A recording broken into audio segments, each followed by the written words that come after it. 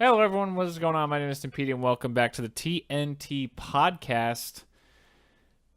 Who cares what episode it is? It doesn't matter. It's so many. We have the normal crew here. We have myself. You got Andrew, but these guys call me Friedman.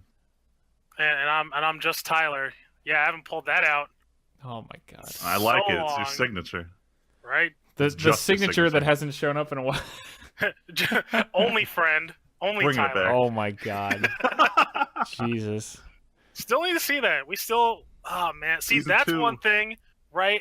If I was up there in Ohio this weekend, we could watch that. Actually, hold on. Just because you're on that thought, before we get into the topics, for anyone who doesn't know, we're talking about Farming Quest Season 2, which started last Friday. Yeah, boy. I don't think the whole season dropped at once, because I keep seeing ads that say new episodes Friday. So I think it might be a weekly thing. Yeah, I originally last week when it came up, I thought it was all coming out at once, but I've been spammed like crazy on Facebook of ads from it, and it's definitely a weekly thing. So we're not going to get to watch all of it when we come home for Comic-Con. Comic-Con, that's what's happening the 20th. I couldn't remember what was going on. You mean in 2 Wait, weeks? the 20th? Yeah, 2 weeks. Hold on, wait. Was something happening October 20th, or was it the... Oh, that was the weekend you guys were supposed to come out for the Halloween party that we want to do. Oh, yeah. All Maybe? right. So I'm still trying to figure out this stupid Canada trip, and I got to figure out my weekends. Right. Talk about that later. Yeah, anyway, that's all off-camera stuff. Yeah. So, anyway, we'll just get into the super quick magic news for the week. Freeman, I don't know if you saw it. We actually had a comment on the magic episode. Really? We had at least one person listen to the whole thing, and he said we actually got him hyped for Ixalan.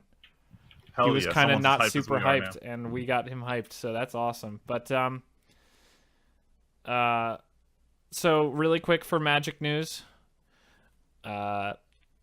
This is not really news, but it's a PSA. Pre-release is this weekend, Friday at midnight and Saturday day, or possibly Sunday. I don't know. Depends on the stores. A lot of I think mid to larger stores get enough pre-release kits that they usually fire off through Sunday.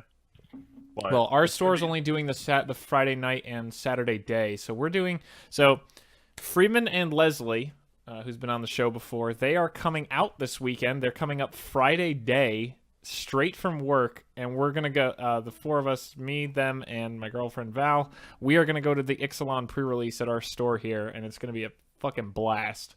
Hey man, I might go. Tyler, I been. want you to be here, but I don't want you to suffer. Tyler, that's Not exactly like us. what we were saying. What the consensus is. We want you to be here, but at the same time, we don't want you to die. Considering, never I mind. was just like, I feel bad. I'm like it's like super kicking you out of my house. It's for your own good. I'm like, Tyler, you're getting your wisdom teeth and starting a new job within 72 hours. I think you have a reason not to take the drive.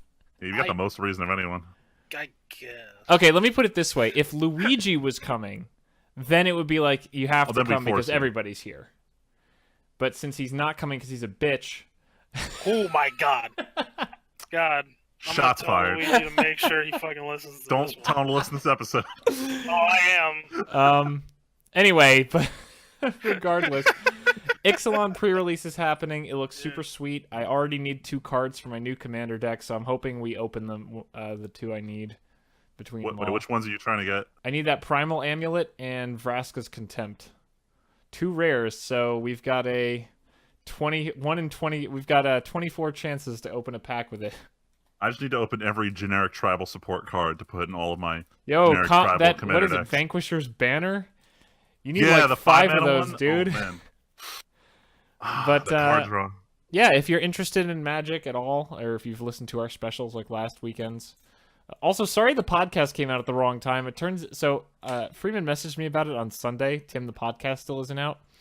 Turns out I had set it for the wrong Thursday. I set it for a week ahead, so it was going to come out this Thursday because I'd misscheduled on YouTube. Just for the record, I'm a huge narcissist and love listening to our own podcast after it comes out. So I was very surprised when I didn't have anything to listen to at work last week. So I'm like, I guess Tim's holding off on it. And then once the Magic one went live, I'm like, all right, something's not right here. Yeah. No, that's fair. I screwed up, but luckily none of the news was out of date or anything. But yeah, so anyway, not trying to bore Tyler to tears real quick. We're not getting too specific. We're just saying get excited for pre-release. If be you're fun. nervous about going to a store, it's understandable. I was super nervous about going to a store, but all I can say is try to bring a friend. Me and Val going ease together your was nerves. great. The set we're opening, it's just been spoiled. It hasn't been out. No one's super familiar with these cards yet. If you're new to Magic, you don't know the cards. Doesn't matter. Hardly anyone else in the room knows either. Okay, so no Freeman, one's gonna. I'm gonna put an end to that lie immediately. Oh, is that a competitive store? Damn. I feel like no store I've been... Freeman, okay. When I was in Utah and I went to that store for conspiracy drafting, we went to the first conspiracy draft, me and this guy I used to be friends with, and people were already talking about selling cards before the draft phase of the draft. You've got those, but the thing, I mean, in terms of like when you play against an opponent, when someone comes to standard and they don't know what your like very regular standard cards are, some players get annoyed or just get kind of pissed off. At pre-release, no one gets annoyed that you don't know what their random common is. Because That's chances true. are you haven't played against. They don't get annoyed. They're like, oh, quick, read it. Like hell, you and me, Freeman, have looked over the set and we know almost everything in there, but that doesn't mean we're gonna know it. The problem is, like, if as you soon name a as card, I don't cast know what it is. I'm gonna be like, hey, give me that card for a sec. Okay, cool, I know what it does. Like, I know what most of the rares do and the mythics. I'm just gonna do that thing where I make my opponent read off all of their cards. and Yeah, piss them no, off. that absolutely. Oh, Freeman, we better take over. We better redeem my shitty Hour of Devastation performance, and Hell we yeah. better run the store Friday night. I'm bad at sealed, so that's not happening. But let's believe. Oh my god. Anyway, why don't we talk about the other meme news? Oh Oh, god. meme news. Let's get into Overdank. Overdank? Yeah, Overdank. All right, I'm gonna be honest. I haven't played Overwatch in like. What have you been playing, Tyler? Oh, I don't know. PUBG. No, PUBG. So PUBG. Overdank. I didn't get a chance to play any real matches. I did. God, no. No. So I went to training mode to see how they feel now, and then I played one match versus AI just to kill like 5 minutes before dinner tonight. And the patch with the Mercy changes and the Diva, I don't know what they call it, a buff or a nerf. The Diva changes are also in there. And I'm not sure. I gotta play to see how they feel, but Diva just feels like she's supposed to be a completely different character now. Like, she's not a tank. She is just a bulky diver. She just gets in your opponent's face and you just keep shooting them the whole time. Just moving and shooting. And Moving and shooting. moving and shooting. Tanking is so limited. You're not a tank anymore. I feel like they're gonna have to change her again for this. But the Mercy patch just feels, I don't know, as someone who used to play Old Mercy very well, and I didn't used to do the hiding at the 5 res, the ultimate just feels weird and it's gonna take some getting used to. But I think it's definitely gonna make Mercy players better. It's gonna promote a more proactive playstyle. So we'll see what happens. You gotta let the meta settle a little bit. Yeah, see what the deal is. Unfortunately, it seems like Dive is now even stronger than before, which fucking sucks. Because then it's just like coin flip: do you win or do you lose? Speaking And of, that's the thing that's what they were trying to. They're get trying rid to of. combat it. It sucked. speaking of meta, though, really quick, not to get off Overdank, but Well, we're pretty much done. We can get off Overdank. Talk about well, meta. this isn't even a news story, but in addition to the Ixalan pre-release this weekend, the play-in stage for Worlds for League starts this weekend, which nice. is pretty hype. I don't know if Friedman, you might have heard the song they put out for Worlds this I year? listened to it. It wasn't bad. I liked it a lot, actually. Although I haven't, outside of Ignite last year, I haven't really actively Followed the songs. disliked this. No. I haven't. I didn't really like Ignite. I liked the remix they did later. But this song I liked out of the gate. The thing is, I heard Ignite before I knew it was the League song. I'm like, oh, this isn't bad. And then I saw the animation for it, and this was just like 100% studies the blade, teleports behind you, fantasy anime music video. I mean, that's what they all tend to be. Like, Freeman, I don't know if you've seen the super old animations, but like in season 3, there was an animation where they took like players from all the big teams at Worlds and animated them as their favorite, as like their major champions. Yeah, I remember this. So it one. was There this were just big bunch of fight up a references. tower where everyone's like doing all their champion shit. And it's like, this is the goofiest thing ever. It's freaking great, dude. But yeah, I know a lot of people were like, oh, the animation, where is it? But I'm sure there's going to be an animation for this. It'll be coming out right when they want to build some hype. It'll drop. You know what it'll probably be? Either at the start of Playgroup or after Play-in Group. But either way, I'm really excited because we're in the biggest league part of the year. For the next few weeks, we got World stuff going on, which is There's really always going to hype. be good matches to watch. Yeah. And if TSM doesn't get out of groups, we fucking quit. Start chanting TSM at every match that takes place in the United States for the rest of the time. They have the easiest group ever this year, like even easier than last year, and like if they don't get out, people are gonna be so pissed. They're in the non-Korean group, Friedman. Okay. They have no Korean They have a team. specific group. No, they're just Oh, it's just they happen to be. out of the 3 Korean teams went into all the other groups, so they don't have to deal with a Korean team in group stage. So they better get out of groups. Yeah, if they don't, it's gonna be depressing. Yeah. But anyway, let's talk about the pre-Weeb anime stuff news. This isn't anime. This is Nintendo. Oh, okay. Oh, it's different. We got 2 Pokemon stories. One of them's good. One of them pisses the living crap out of me. So Damn. earlier last year, Pokemon Red and Blue hit the Virtual Console, or Red, Blue, and Yellow, and they, it felt like I was playing the originals. Yeah. And they announced earlier this year that Gold and Silver were going to come out, and they dropped the release date. They're coming out on Friday for any of the 3DSs. You can play them on Virtual Console. I think it's $10 for any of them.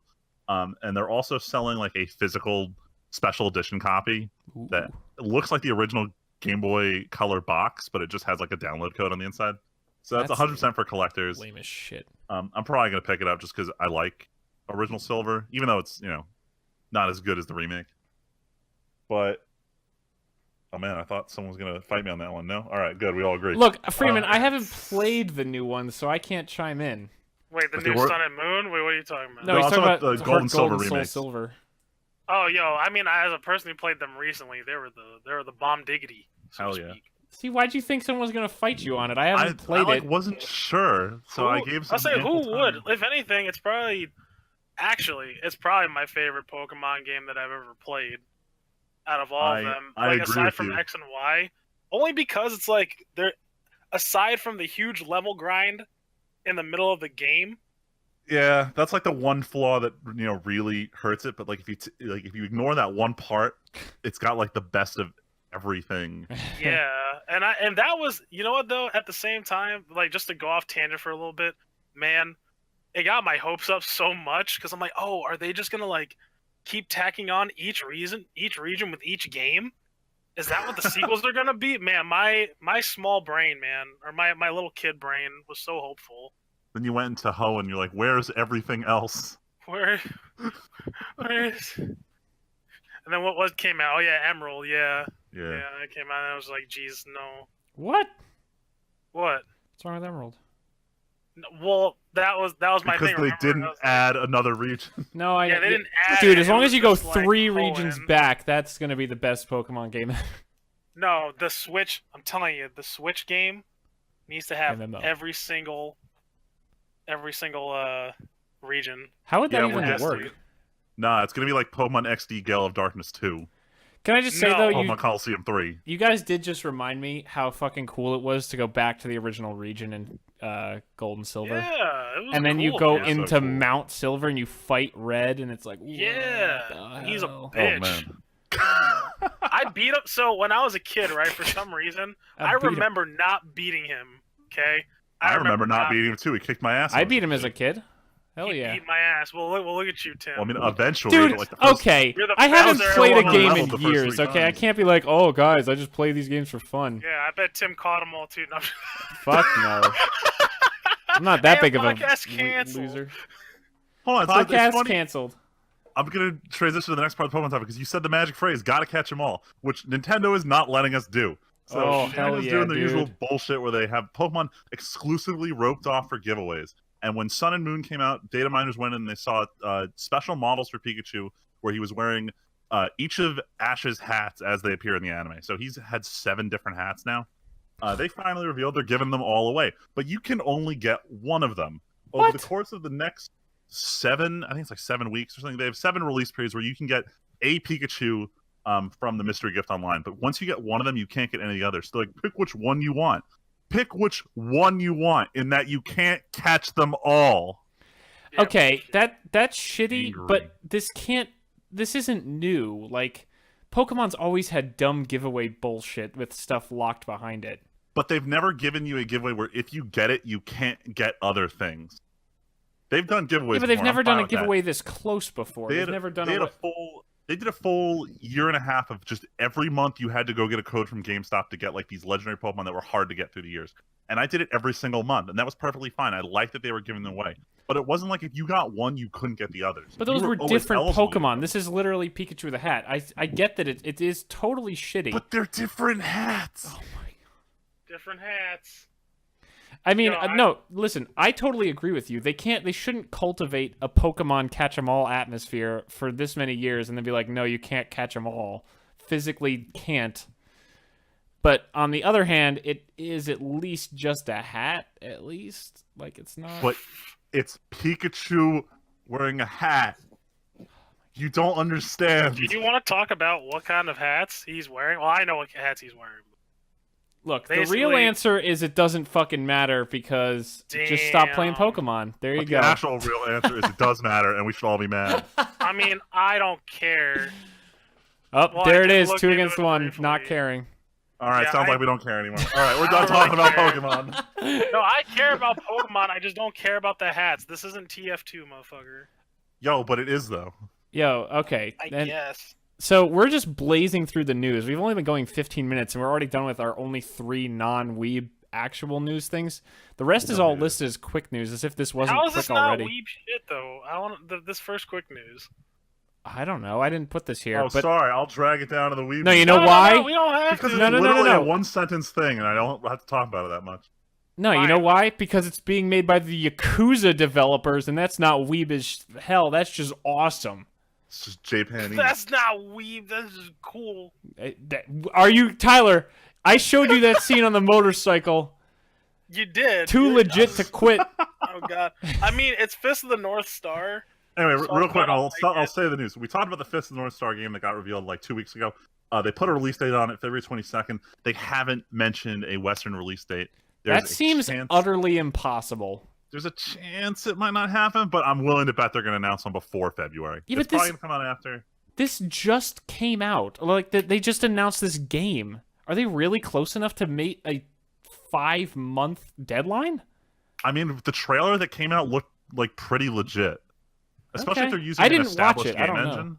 No, it looked pretty good. Like, this is the kind Okay. of This is like the trailer kind you of see, shit. like you see at GameStop while you're waiting online. Like, this is the real Oh deal. god. I believe you. I didn't watch the trailer, like I said, but I just...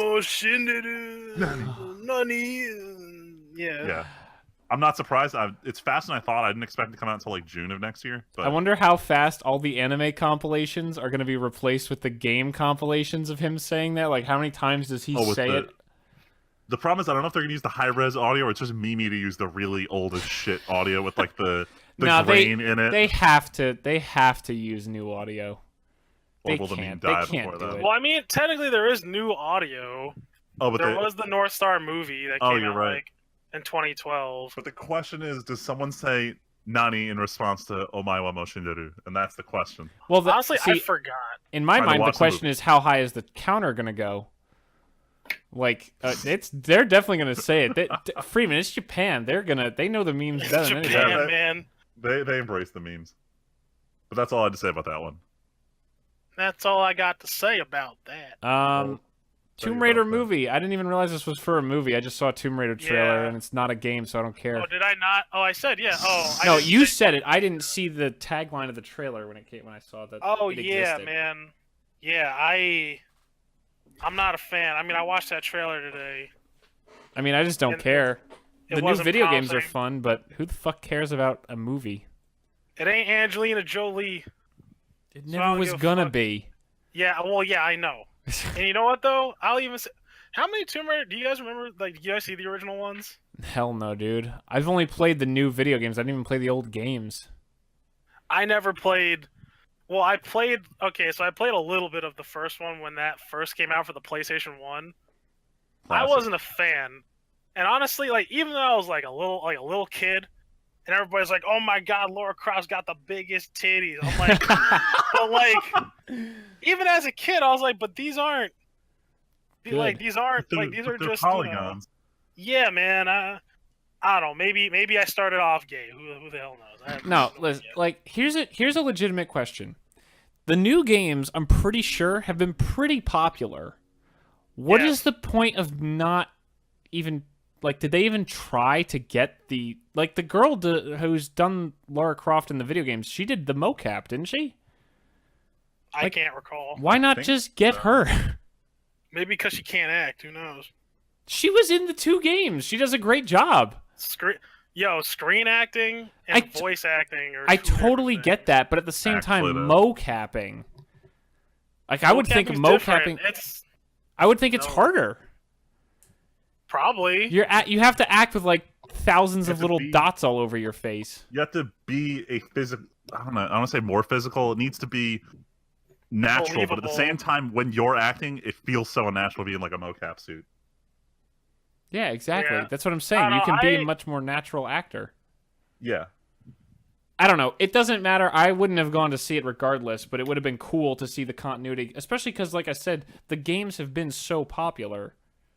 Well, yeah, that's why it's getting a movie. It looks cheesy though, right? Like, I mean, I don't know. Obviously, I can't throw out like a suspicion, like how I feel about the movie from a trailer, but it doesn't look appealing to me. So far, they're getting a lot of the lore correct though, which is nice. Like, she comes from a rich family and shit. Deep Lara Croft lore. Deep Lara Croft lore, which no one really cares about. They're just like, yo, I'm all about the booty. I'm all about the Lara Croft booty.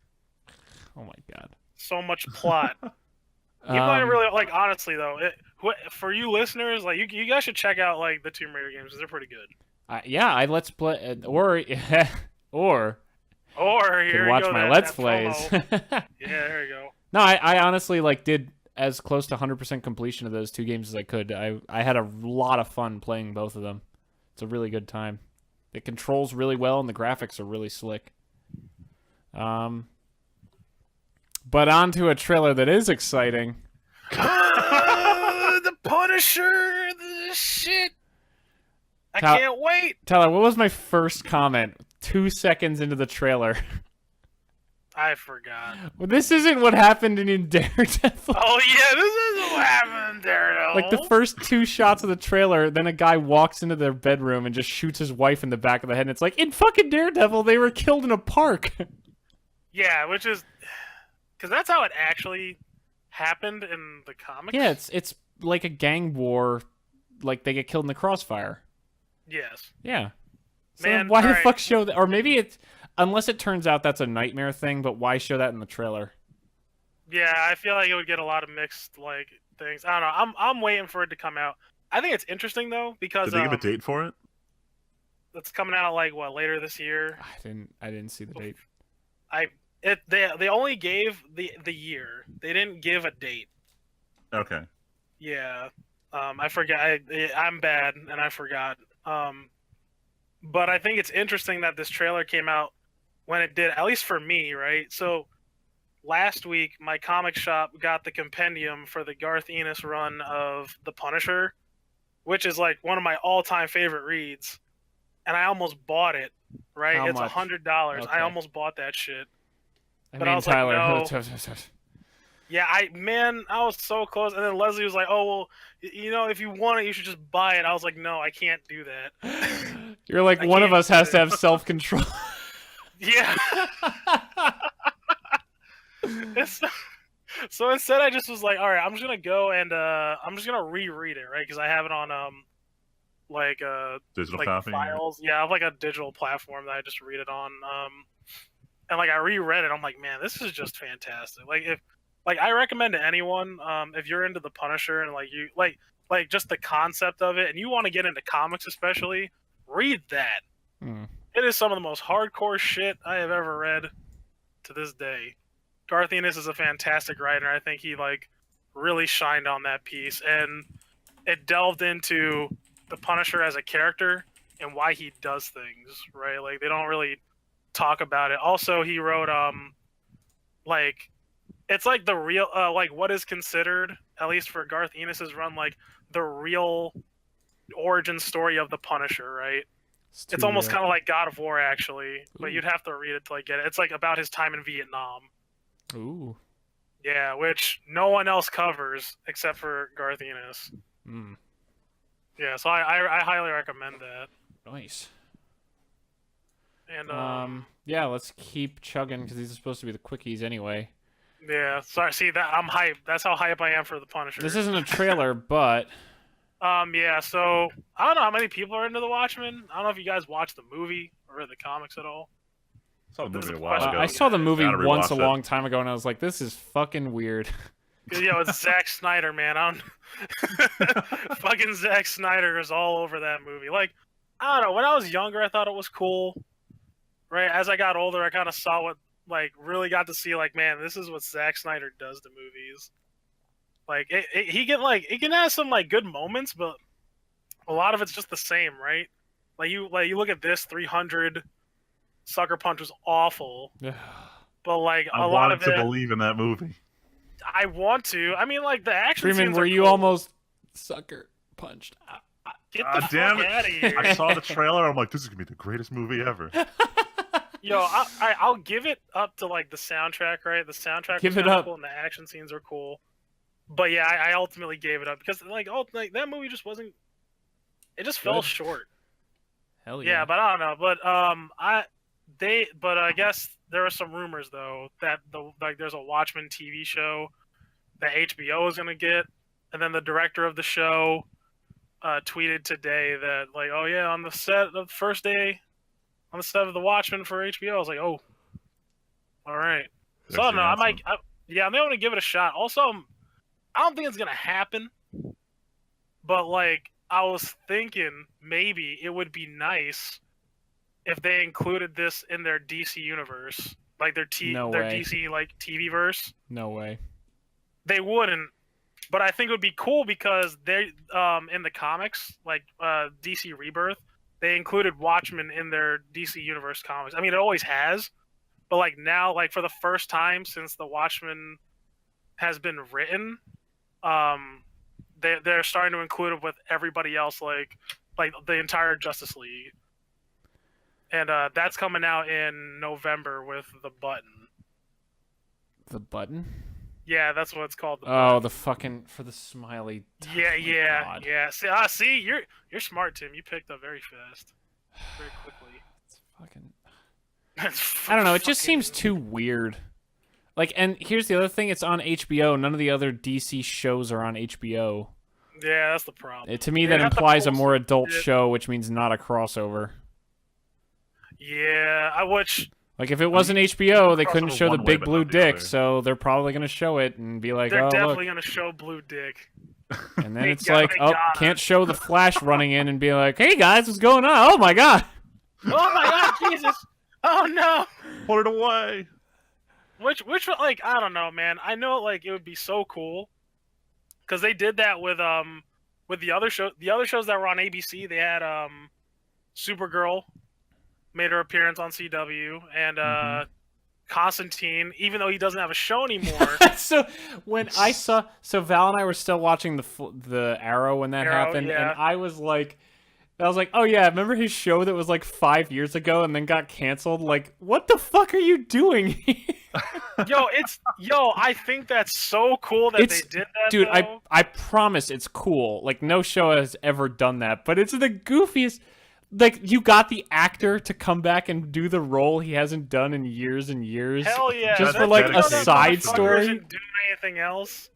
It's You just know, so yes, he's goofy. trying to get work, and people are like, "Oh, you were on this failed show." It's just a super goofy thing. I think it's hysterical. That's fair. I will All right. say though, I want to give it credit. Oh yeah, that he was like the better Constantine, better than Keanu Reeves. Yeah, I said it. Probably. I don't even know what. I mean, all I have is that bit, and he seemed cool. So Oh yeah, he pulled off Cockney. What was he? Irish? Scottish. Scottish. I knew it was one of those Guys are two. British. Close One of enough. the- Look, I knew it was one of the aisle. yeah, one of the One of the general regions. From the Empire. fucking. We broke off for him. It doesn't matter.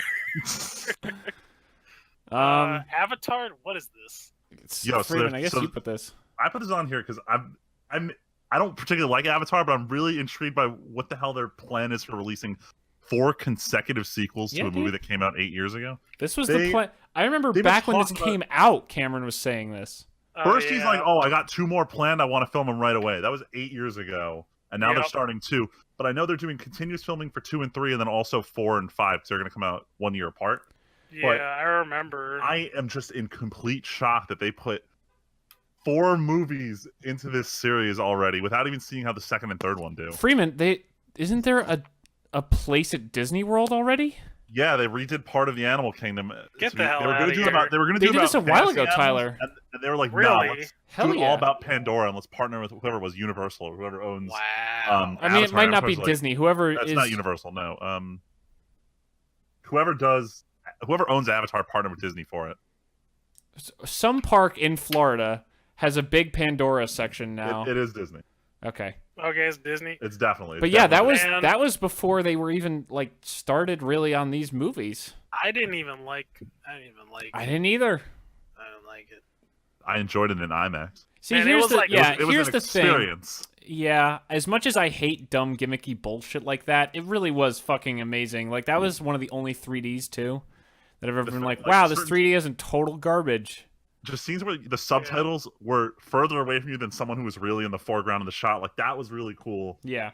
and felt amazing. But that's besides the point. They're filming that. Expect a release like 2020, and then one every year after that. That is interesting.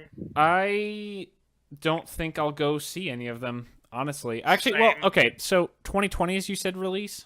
Yeah. For Who the knows first where one. I'm going to be in 2020? Because 3 years ago, I was still living in Utah. But as of right now, here in Ohio, we don't have a big fancy theater to go to like we did back in New Jersey, like the Garden State. Yeah. We just have one of those normal, like 5 or 6, Like regular normal theater. it's a you'd normal find. theater, so I on don't Main think Street. I'd give a shit enough to go see it on a normal screen. Right. But I don't even really care. Honestly, I like it I'm was a definitely visual gonna see it. spectacle.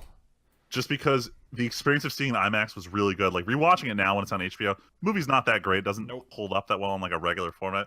But seeing it in IMAX was so great. I would definitely go to see it in IMAX and then never see it again. Here's another reason I don't want to go see it in theaters, and it sounds petty as fuck, only because it is. Okay.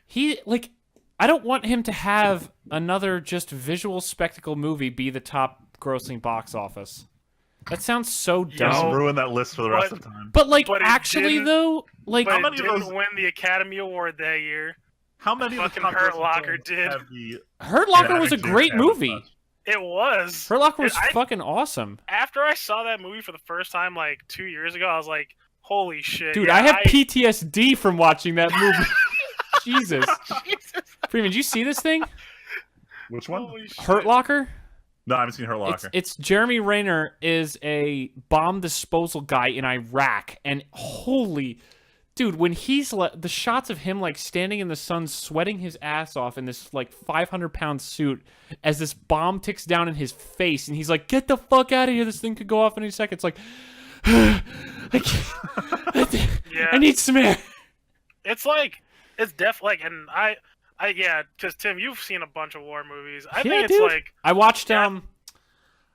the most recent one I watched was the Clint Eastwood. You know what it was with the Hill, the World War II, the pacifist guy. Oh shit, the You know what I'm talking about. It's the one where he's on top of the cliff. not Flags of Our Fathers. No. Iwo Jima. No. Okay, hold on. It was Andrew Shit, Garfield. I I couldn't think of the actor. Oh, Andrew Garfield. Yeah, oh, he was the actor, and it was fuck, what did he do? Hacksaw Ridge. Hacksaw Ridge. Dude, there that you go. movie again, like I need to tense see. as I still hell. need to see it. Oh, this is the one we were talking about a couple weeks ago. We probably were. Maybe? I don't know. I still need to see it though. Dude, it's really good. I had a really good time. Yeah, I need to. Yeah, I think I know what's funny. I watched.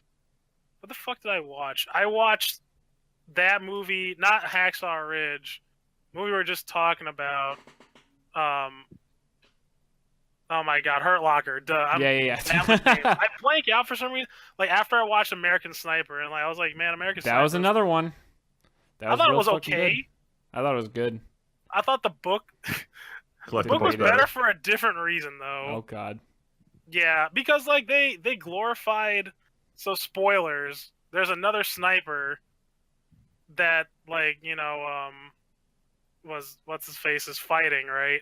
You know how often he gets brought up in the book? Like once. He gets brought up like for half a page, Yeah. and that's it. Dude, it's a Like, movie. They gotta dramatize some of it.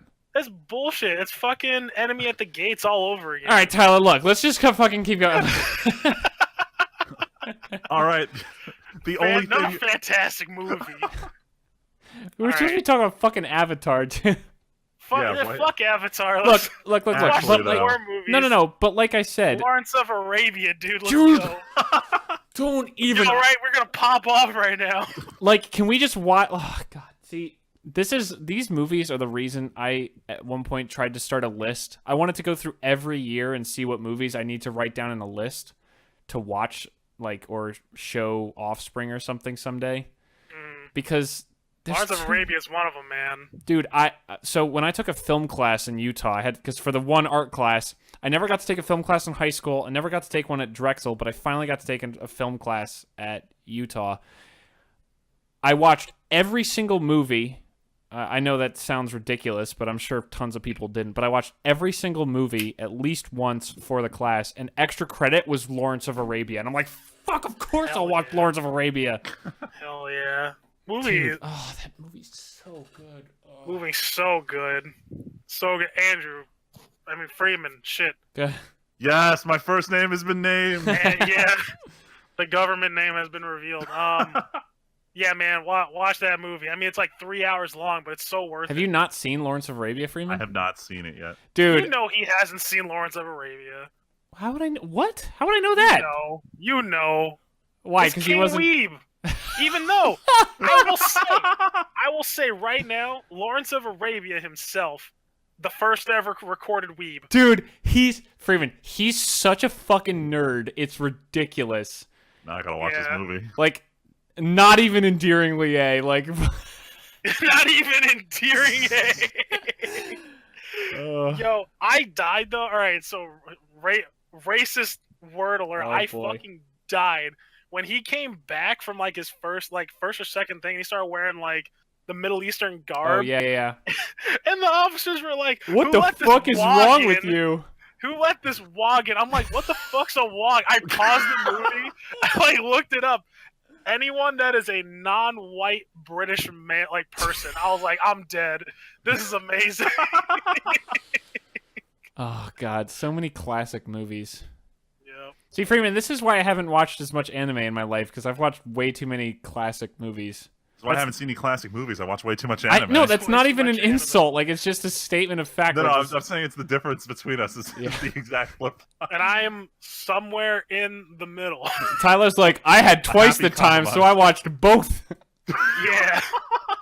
Because I got no life. Oh, my God. Hell yeah, let's go.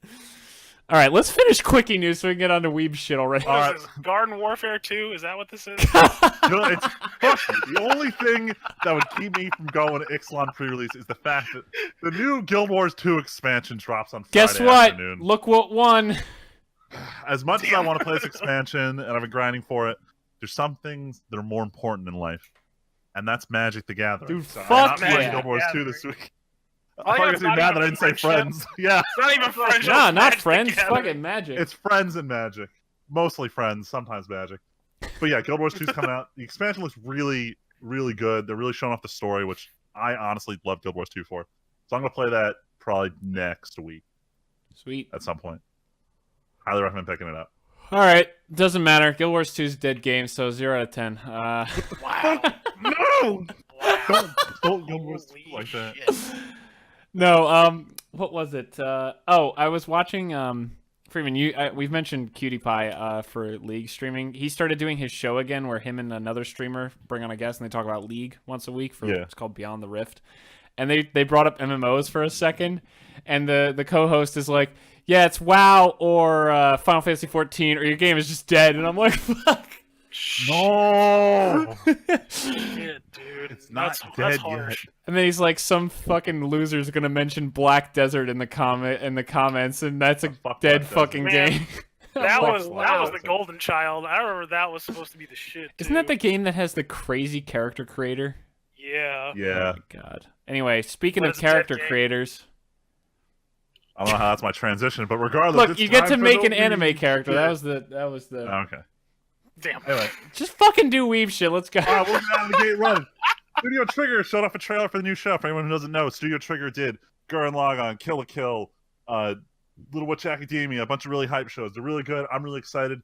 They are not explaining what the show is about. They showed off the principal artwork. It's this girlish-looking robot, and the show is called, and I don't know if the X's are supposed to be silent. Apparently that's a Japanesey thing. If you've ever seen XXX Holic, it's just pronounced Holic. But this show is called, in caps, Darling in the Franxx, with 2 X's at the end of Franks. And they started showing off these trailers where they show off pairs of characters and then the robot who's associated with them. But they haven't explained what the plot is, why 2 people are paired up with a robot that looks like a person. I don't know, but the animation and art style looks distinctly Studio Trigger. I'm excited to see it. I don't remember if they gave a release date. I will watch this trailer after we're done tonight. There's nothing in it. It's just a character reveal. Like, there's no I action don't sequences or care. anything I want like to that. see something of this. But if you do want to see something, and this was like fresh off the press news 2 days ago, and they're just dumping us out, that Shinichiro Watanabe, who directed some classic anime such as Cowboy Bebop, Samurai Champloo, and then even recently Space Dandy, all very stylish shows for their time. He is working on, or actually has worked on, because it's ready for release, an animated prequel that leads up to the new Blade Runner movie called Blade Runner Blackout 2022. I need this like water. And this is coming out. It's premiering on Crunchyroll and VRV next Tuesday. So I think that's the 26th. It's coming out. And this came like out of nowhere. I hadn't heard anything about this. It's something like, yeah, it's coming out next week. So Yeah. I haven't seen any of the animated footage, but the screenshots so far, they look really good. So I'm excited to Did you watch it. see the trailer? Well, like the teaser. I saw a little bit of it, but I like skimmed through and kept hitting the parts where he's talking over still images. Oh yeah, because they showed some of like the animation. Oh, how did it look? And it looks pretty good. Like, man, all right. So for everybody out there, I don't, as a person who loves Cyberpunk, this is sacrilege for me saying this from everybody, but I don't like Blade Runner. I think it's absolute shit. No. I thought I remembered you saying something like that, and then you were like, "This looks so fucking good," and I'm like, "What are you talking about?" Yeah, I thought you. but like, I'm so biased. Like, so I want to give the new Blade Runner a chance, right? I really do, because I'm a huge fan of the style. I mean, The aesthetic. the aesthetic. Like, I mean, that's what my game is based on, right? Like you know, partially, right? Like, I love Ghost in the Shell, right? I like all this other, you know, cyberpunk stuff, right? Like, I eat it. It's like my bread and butter, man. Speaking of which, Tyler, hopefully we're getting closer to Cyberpunk 2077 news. I know, man. See, that's another game I'm like super hyped for, right? You know what I need to watch? Man. I'm totally taking us off on a tangent. You remember how I linked you guys to that No Clip channel? Yeah. With those sick documentaries? They recorded at, I think, GDC like a month ago. They recorded a 2-hour, the 10th anniversary of the Witcher games panel. I still need to listen to that shit, probably at work tomorrow. That sounds so sick. But I'm like, oh, but then also Cyberpunk. When you said video you linked, I thought you were referencing that Yu-Gi-Oh video you sent the other day. Yo, that thing was great. It was fucking retarded. It was awesome.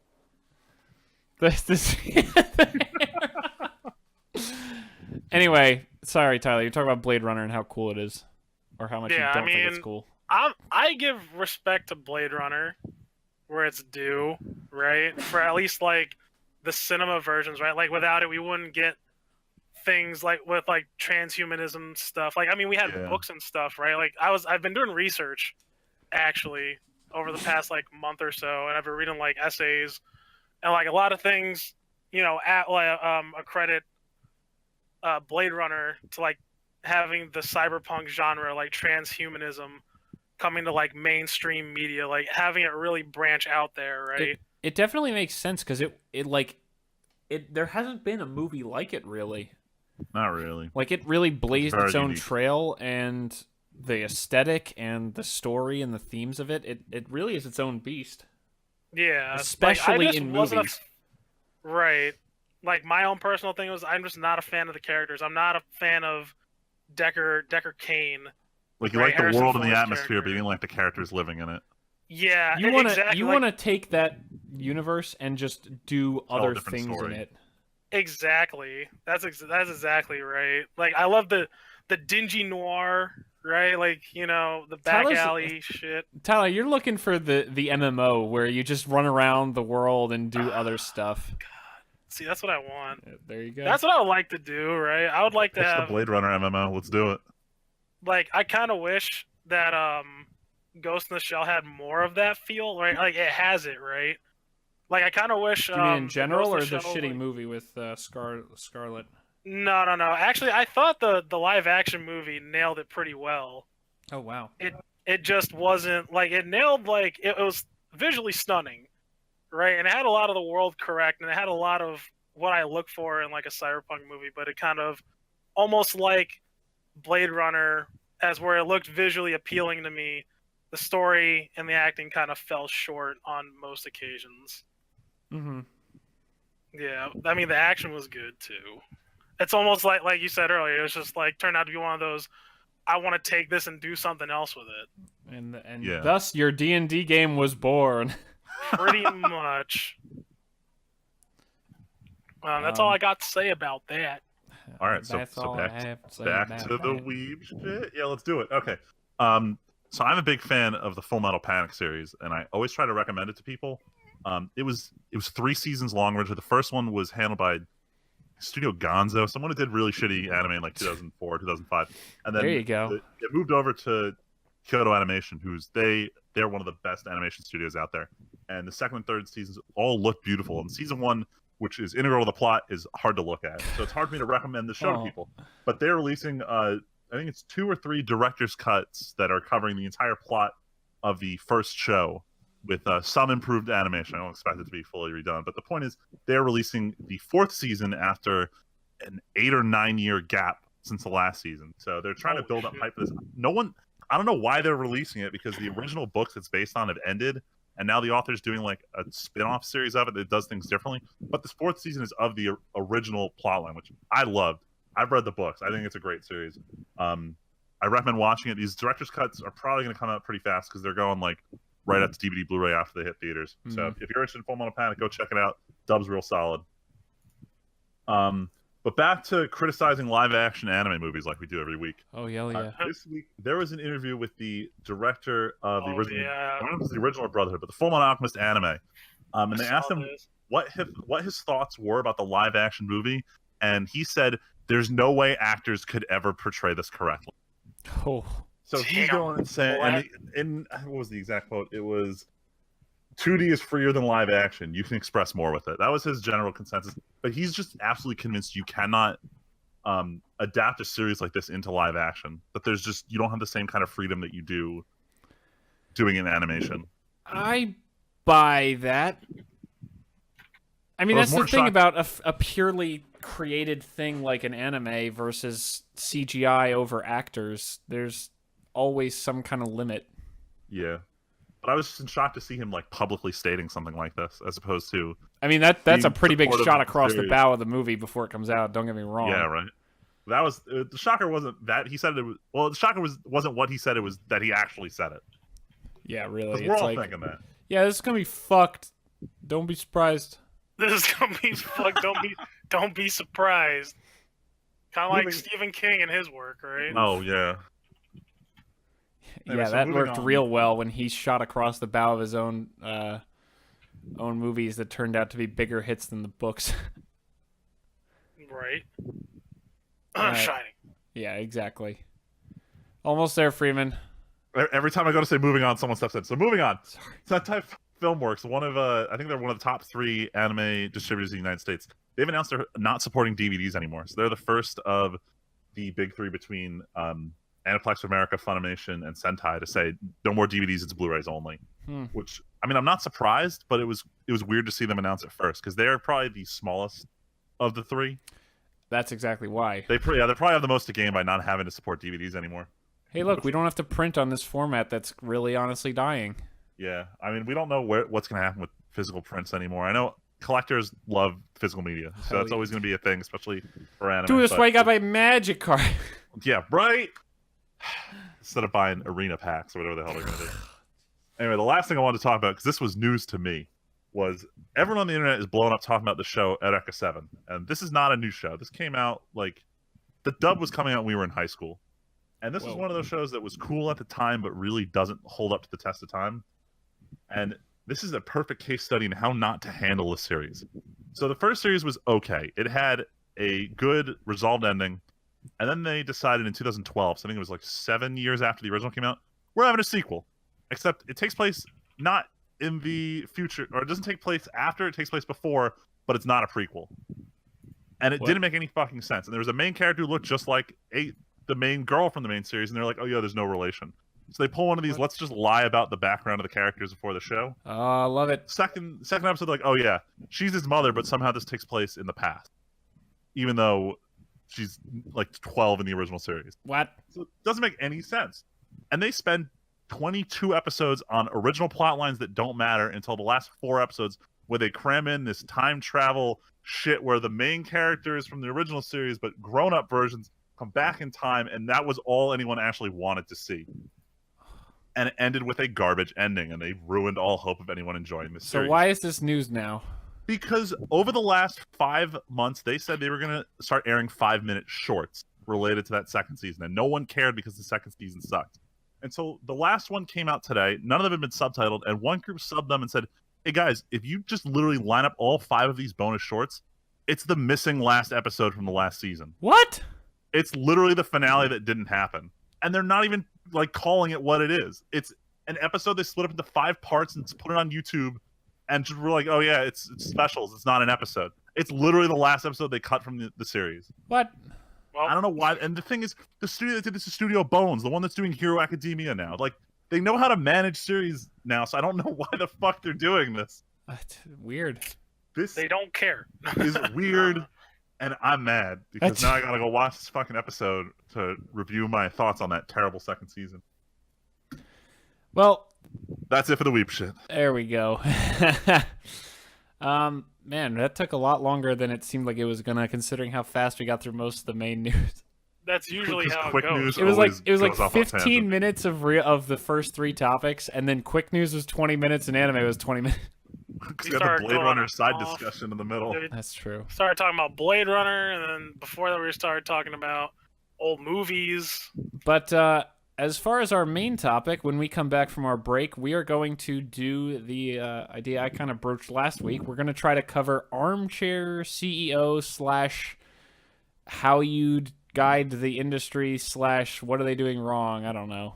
Who cares? It's probably going to be called Armchair CEO. Who cares? Break time. We'll be back in a minute. And we're back. Woo. We decided we're gonna break this down a little bit because I kind of threw out like 5 different ideas of how we were gonna handle this. So we're gonna do 3 categories here. We're gonna climb the step ladder to success. I was gonna say, by the time everybody hears this, they will not want us to invest in shit. Thank God you guys don't invest in the stock market. Yeah, right? Right? Holy fuck. But we're gonna do this in 3 tiers, and we're gonna do tier 1 as if you, like my original scenario last week, if you won the lottery and got $100 million, how would you invest it into the industry? Then we're gonna step it up to Armchair CEO. If you were suddenly given the reins of a company, what would you do to change what they're doing? And finally, how would you shape the industry as a whole? And we're gonna kind of try to, I think we'll each try to focus on one thing for each of these, although the money you can kind of throw around, but it doesn't really matter. This is just a shitty topic anyway, so. Damn. I feel like it'll breed some interesting conversation pieces, though. It's intentionally open-ended, let's call it. Right. So we're going to start off with the how would you invest $100 million in the industry? And I guess I'll start this one off because it was my idea for a topic, even though I don't really have any good ideas.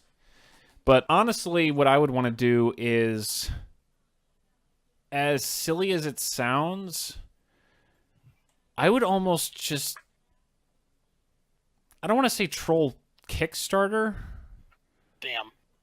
but like, what's that investor site that the guys who do Double Fine started? It's like an investment version of Kickstarter where you invest in the company instead of getting dumb rewards you don't care about. Which is like Shark Tank, but a website. Kind of, yeah. Oh, I never heard of that. Double Fine? Yeah, Double as in the Fine game started this studio? because they were fucking Holy up all their shit. Kickstarters, so they started a new website where it's like instead of giving money to them for a bunch of schlocky rewards that you don't really care about, how about you pay money to get a percentage of the game back, basically? Huh. I'm sure you have to invest a lot, but that's the kind of thing I'd want to look into because honestly, in the age of the internet, I feel like you don't really have to do you don't have to be like a Shark Tank investor. I fucking love that show, by the way. That show's hilarious. Yeah, I love it too. But you can follow where the passions are. Like that anime that we were talking about the last 2 weeks. Oh, Aria the animation. Yeah, like I would invest in that because clearly that's a passion thing. Like I'd want to look at Kickstarters that were really successful or just like fan invested things that are really successful and then go to them and be like, "Look, I'll just give you some money on the side to make this better. I'll be like a what's it called? Is it like a ghost investor or something? Like A private benefactor. I of guess sorts. like something that's not really public and you don't want I don't need a fucking character in the game. Just let me give you some money to help make this product better because I care about because clearly other people care about it. This could actually work because the thing about Kickstarters is a lot of the pricings they have to work around the fact that they're especially the lower tiers, they're just trying to convince you to be a regular consumer. Yep. They want you to put in the same amount that they would get from you if you Expect you bought to the buy DVD in the game. first place Yeah. or something. Right. But as for investment, because you are, especially if you're giving out like a percentage, you as the investor are banking on the success of it. But at the same time, because there is a payout to it, you may be more inclined to have your tiers at higher price ranges. So you don't need as many investors. Yeah. You just need people who have confidence and are willing to put up larger sums of money than you could get from people from game or show Kickstarters. Yeah. So yeah, I see the merit in this. Yeah, I don't think I'd want to take the money and like open my own studio or anything like that because that there's too many already. If anything, one thing I would fucking love to do is go to tiny mobile devs and be like, here's like $100,000. Shut the fuck down now and go find real jobs.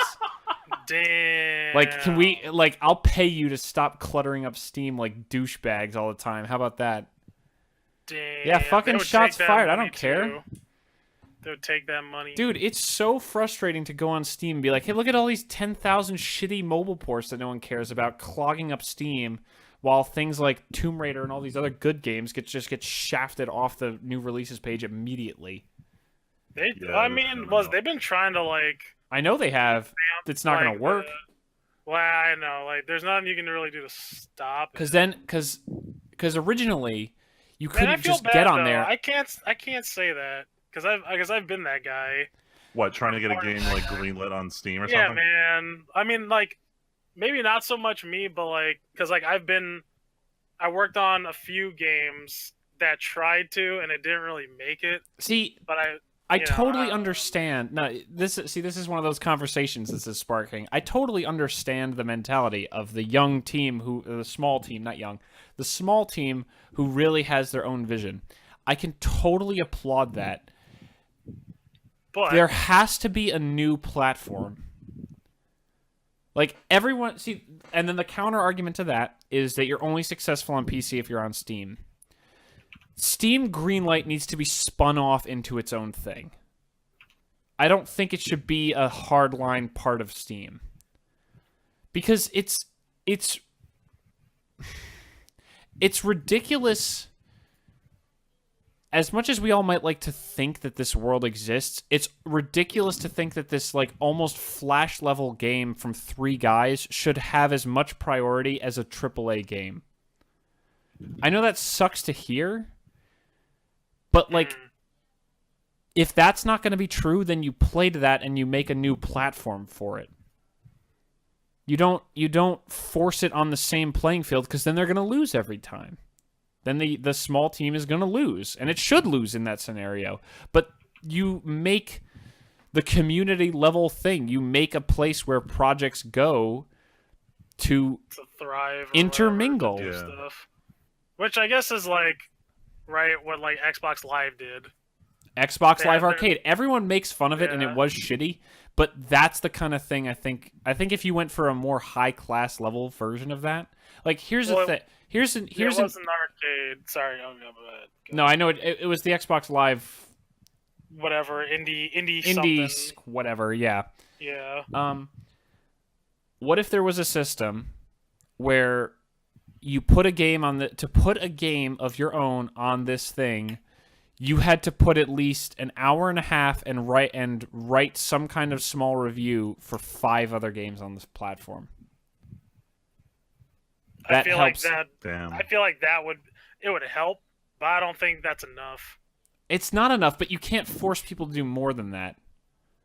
You know what I mean? I mean, Yeah. If you can but the thing track is, the you game can- time, you can add compliance. You can add more compliance. but that means that the Add more platform is standards. taking partial responsibility. Like the whole idea of Steam is Valve's not taking responsibility for almost anything. Yeah, they try to stay hands off and let the developer deal with everything. Yeah, but I mean, like, if you want a little bit more high quality stuff, that's one You way gotta to lay do down the it. law. But then how does this platform earn money? And how do you like the whole thing is a QC guy Implying is they focused on earn one money project to for a begin while. with. Well, yeah. Get in touch with the Iron Bank. Have them fund it. Just go Rob Highgarden's the answer every time.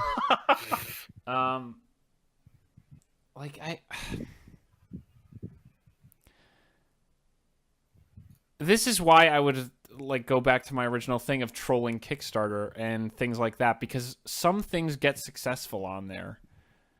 And I feel like those things, maybe you almost use the money to open like a co-development studio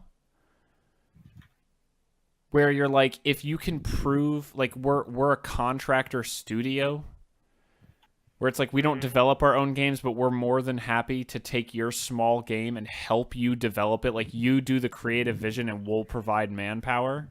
Oh, like Oh, you partner with God. a company to make sure you're actually producing like a legitimate product. Yeah, because so many Kickstarters turn into shit shows where it's like, we had this great idea and then it fell apart completely. Almost like insurance of sorts. Game developer insurance. No, it's like you take like 1 or 2 games at a time and you go to someone who is really successful on Kickstarter and you're like, look, we saw how successful you were on Kickstarter. For a small percentage of the money, we would like to help you develop the game and we'll work on like the base assets and stuff and you give us the creative vision. Like we'll provide manpower for you to finish this thing and actually fulfill what you've promised. Yeah, like Because so many actually of these things commit also to completing it. yeah, because so many of these things have these 6 stretch goals, and then they get lost in the stretch goals. Like, look at Star Citizen. I don't know if that game's ever going to be finished. They had to open so many crazy studios. They had to open, like, 4 studios just to work on this freaking thing, because it got away from them so hard with all these stretch goals. Yeah, that's the Imagine if problem. you just were one of those studios and you were like, hey, let's just help you out. Yeah, see, like, for me to, like, back a game, at least this is me, right? Like, cause they taught this, like, this process, right? Like, in school, kind of, which not a lot of people picked up.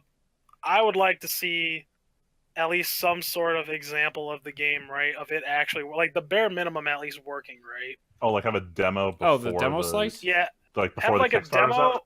or a Vertical paper... slice. That's what it is. Yeah, actually, that's the buzzword right there. Yo, I know it.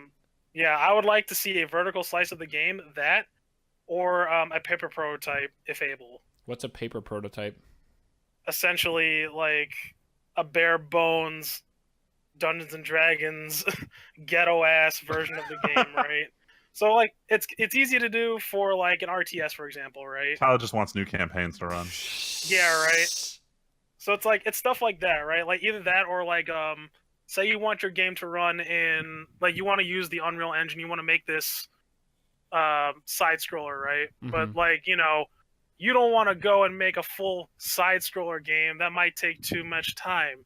So like you'll whip something up in Game Maker that'll take you a half hour, right? But it's not a perfect idea, but it gives you the gist of what your vision wants to be, like what you want the game to feel like, right? Without you putting so much time into it. I'm gonna let this topic go to whichever one of you wants to take it. The only thing I'm gonna say is the real answer to this question is what I said the first time, where I just take whatever I need to create a new Empire Earth remake, and then I just use the rest of the money responsibly. It's that easy. All right, who wants to give their 100 mil answer? I'll go next. Okay. I was like, Freeman had the notes, right? Yeah, I took some notes on this because otherwise I'd get lost in what to say. Hey. But I would definitely go the Elon Musk approach of investing in technology that could be real everyday stuff. Like he did this with Tesla and the electric car, and you're seeing this with kind of what he's talking about with the Hyperloop and this hyperfast transportation. And what I would do is slightly more realistic, and this is just because I used to travel a lot. I used to take the bus up to Binghamton, New York, where I went to undergraduate, and it took me 2.5 hours, 3 hours to get there. Obviously you can fly places in the U.S., but it's fast, but it's expensive. And even if you take trains are pretty fast, but they're not quite fast enough. It takes me like 2.5 hours to get to Washington D.C. Right now, California is getting their first bullet train up the West Coast being built, and I'm honestly in shock there are still no talks of trying to get a bullet train up the Northeast Corridor. Major problem. If you had one, it's an hour and 7 minutes from New York to Freeman, Washington D.C. You are so not wrong. It's amazing. The real problem is, as much as California has it, we have so much old infrastructure on the East Coast that's so in the way. That's a big issue. Like even the current train lines, most of them are privately owned, so you can't get like a big funded project that encompasses. I mean, we don't even want to encompass existing infrastructure, but the problem is it's all in the way. Here's the real thing: you need to like build a new city in the Midwest, and it's a temporary city designed to last 2 years, and you move everyone out of New York City, and then you just demolish the island and rebuild it into not shit. Because it really is the problem. New York City sucks, but the problem is I just want a bullet train up the East Coast. I want a bullet train up the East Coast. That's all I want. That's admirable, but I thought we were focusing on gaming here. Oh, I didn't know. You just said that's why I asked at the beginning. Like, is this any industry? And you was like, yeah. Oh, I didn't. Okay. That's why I was like, I mean, that's fine. It's a good goal. This is what Elon Musk is trying to do, but he's going like East Coast to West Coast. But the thing is, the Hyperloop, I don't know if it's ever going to see commercial use. Nope. He's got great ideas, but I think something just like a really fast train is a little more realistic than a vacuum tube. But the world needs rich dreamers like Elon Musk to move forward. That's the long and short of it. Yeah, it really does. I mean, it's kind of what I liked about this idea. This is something that normally no one could do, but if you had hypothetical money. Because here's the other thing, Fake Freeman. money. Like, Elon Musk is smart enough and rich enough to just do whatever the fuck he wants. But there's lots of other big investors out there, and no one is doing what you're talking about. I know. Probably because they don't Because believe... it doesn't pay off. It's too much money to put in. But also, Musk's thing isn't proven yet. It's not. And it's the bullet still a train prototype. isn't proven yet. Like, that works in Japan, but that doesn't necessarily work here. The other thing is we try. You know what's funny? We live on the East Coast where there's a lot of trains. Having lived in Utah and Ohio, there's no trains for transportation like anywhere else. No, it's all like freight out there. Yeah, I mean, there's obviously transportation, but like, it's much less of a thing outside of New York City, where and New Jersey, where trains just go frickin' everywhere. I mean, that's kind of the thing about being on the East Coast is you are in the greater metropolitan. You have a lot of cities that aren't that far apart from each other where you can reasonably take a train from one to another. That's how I got home from Drexel when I was at school. The problem is the further you go out Midwest, the further it is between these major city centers that you wouldn't really want to take a train between them. They are technically connected by train. Like, Amtrak does go almost to every major city, pretty much. They do, but the problem is... But it just doesn't... I want to say there's not enough demand. It's not a culture of being on a train. Yeah. There's no, like, oh, you rode the train? When? Maybe once when I visited New York City. Yeah. Yeah, I know in Arizona they do. Like, there is a tram that, like, goes everywhere. Really? Yes. Huh. Like At least in the state. Phoenix Tempe metropolitan area. See, that's the thing. Yeah. That, like Freeman said, like I took a train to Philadelphia from basically New York City. Right. Every time I went to and from school, and you could go down to Atlantic City from there. Like, You could cross all over New Jersey just on a train. Yeah. Anyway. Trains. Anyway, sorry. So, Freeman, that was not the top we were looking for. No. It's okay. I should have been more...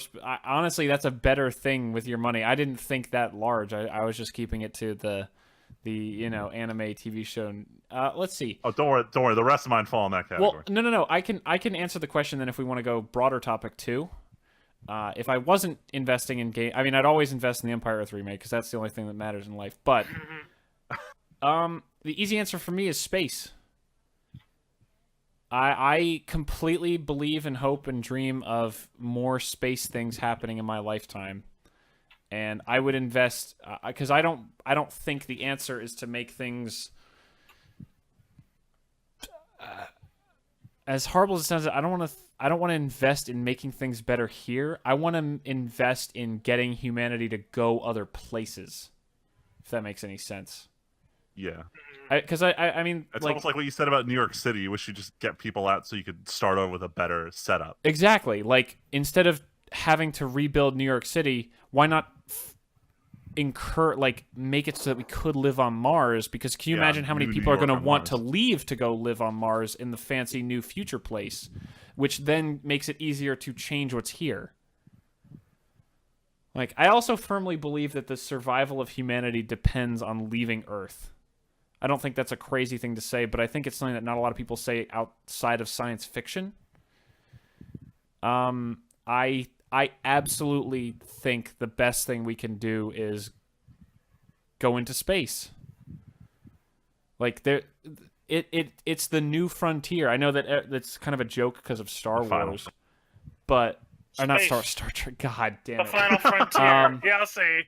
God damn it. But it really is. Like, we all talk, like, oh, look at the oceans. Remember when Cameron found the Titanic, and that was amazing and everything. But, and that's not sarcasm, that's just me being quick. It was cool, but, like, when you, I think I brought it up a few weeks ago, like, the asteroid belt has one asteroid has enough metals to rebuild, like, every structure on Earth. I don't know if that's true, but it's like, worth trillions of dollars in just, like, iron in if not one it's at least out there in the belt.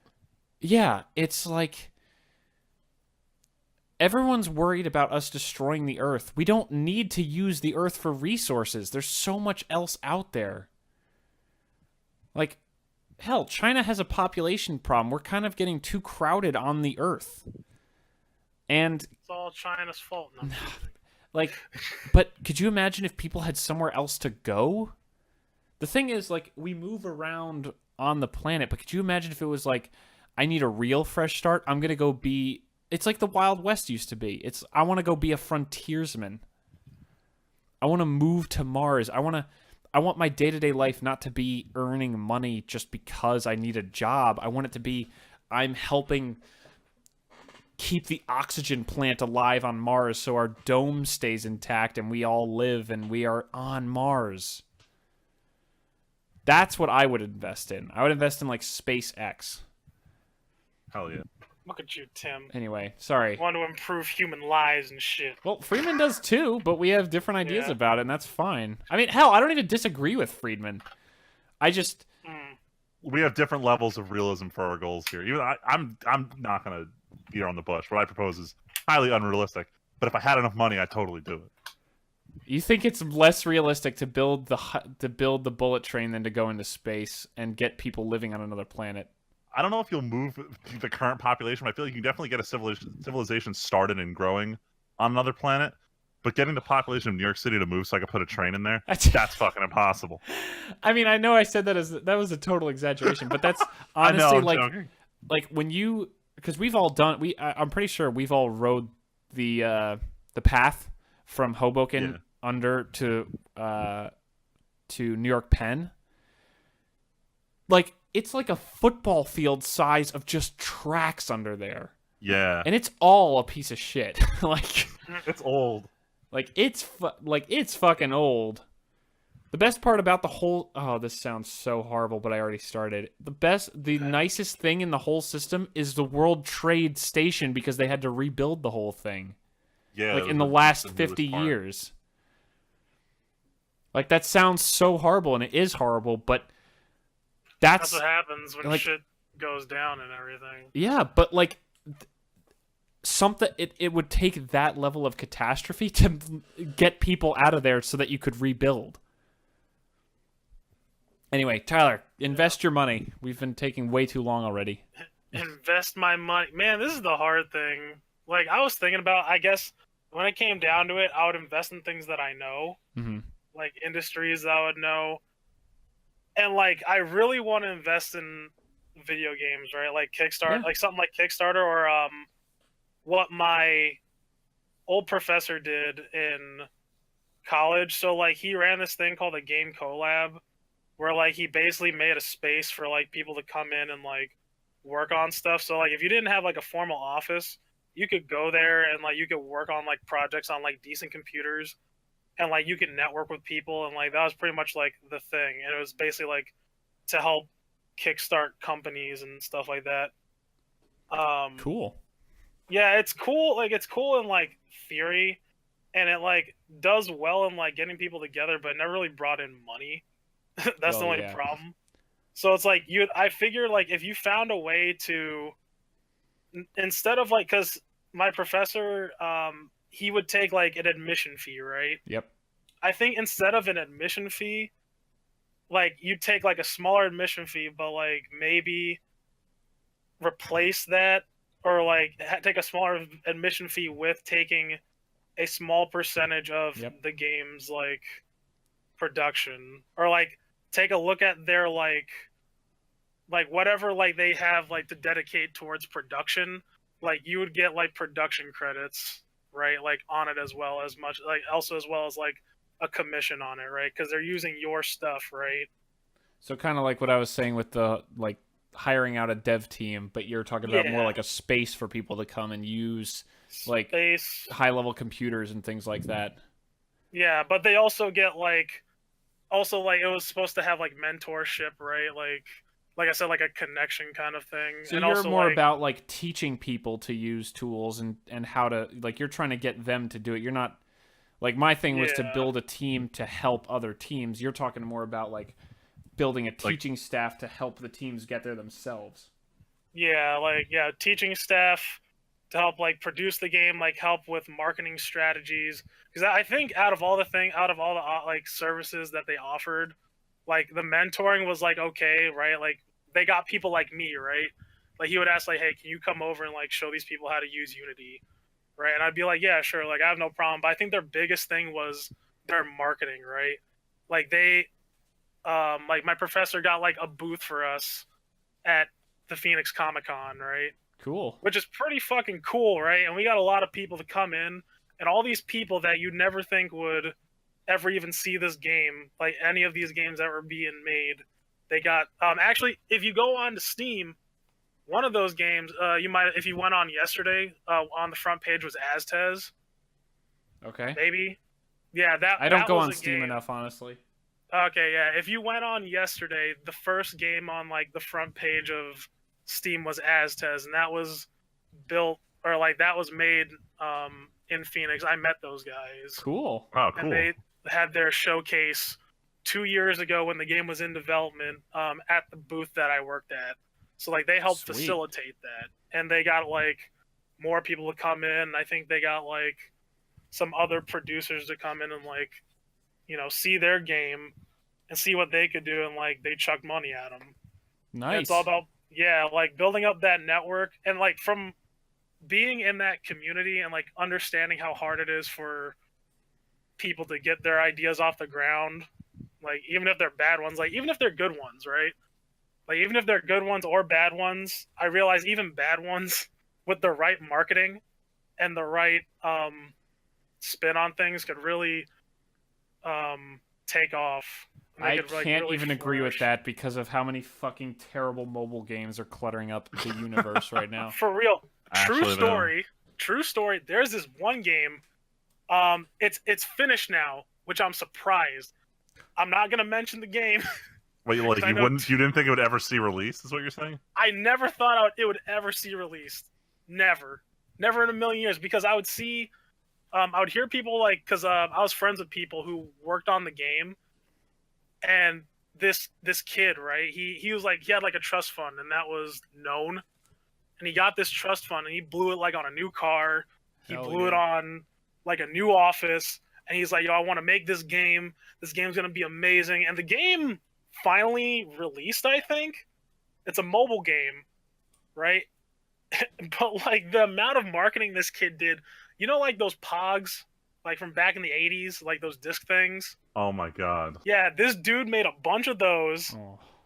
And what else did he make? He made like a giant fucking banner, right? Not even Aztez, right? Or some of these other like more well-known games didn't even have that shit.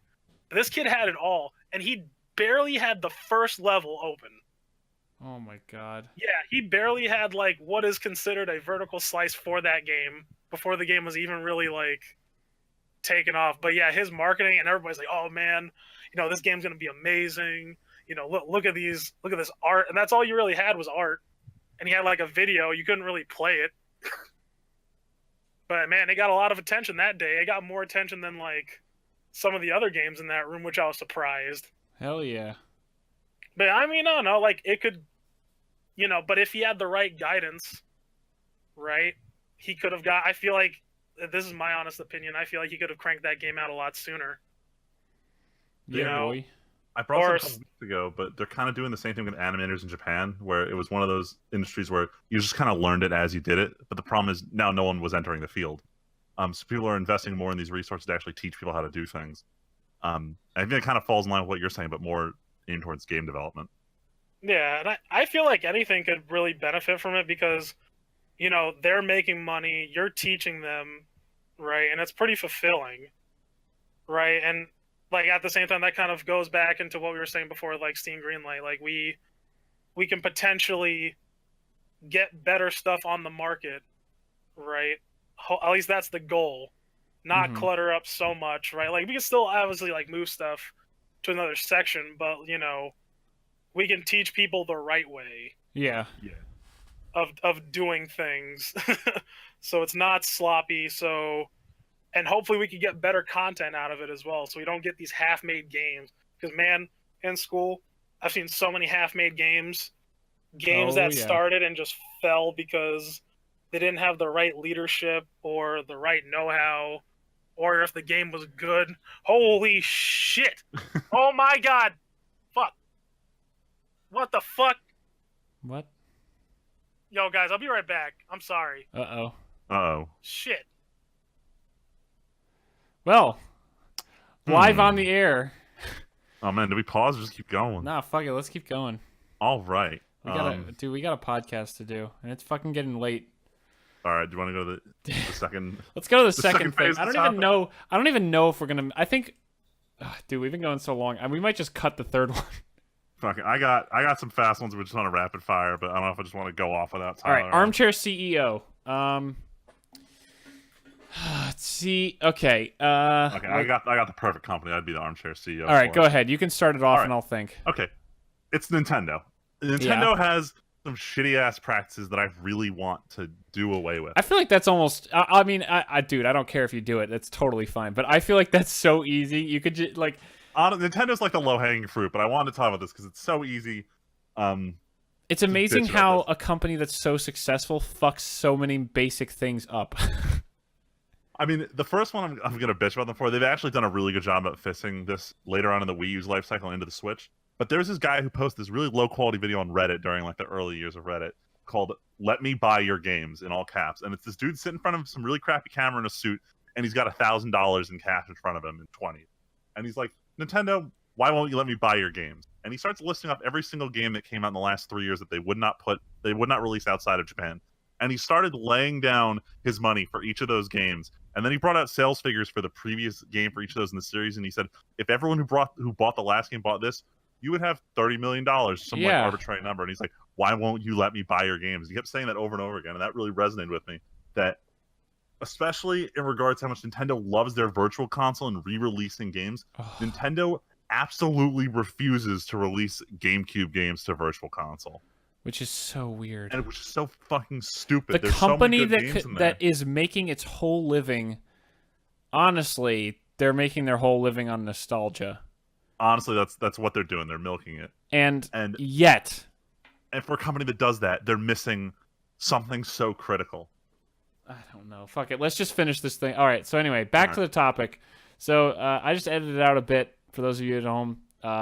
Tyler suddenly had to leave for A little bit of emergency that he had to take care of. He had an animal control emergency, and Yeah, well, we'll leave it at that. But anyway, we were talking about Armchair CEO, and you were talking about Nintendo fucking. Yeah, so Nintendo, a company that like they identified themselves in just like milking this nostalgia and releasing games that remind you of the last game you played that you liked. No, they don't remind you. It's let's re-release Mario, the original Mario, 10,000 times on the console. Right? But also to kind of tie into that, and this is what it's pissing me off about Nintendo, is last year they're like, we're gonna finally dive into the mobile market. I don't mean 3DS. I mean like mobile Mario for phones Run. market. And they were like, oh, Pokemon Go, which it was not a Nintendo game. It explicitly wasn't. And as I was playing it, it felt like a cash grab just because of how much you had to pay for these Pokeballs, and it was fine. And then Mario Run gets announced. This thing was like a $10 game that it felt like the content wasn't even really there. And I was perfectly fine with them charging $10 for a game.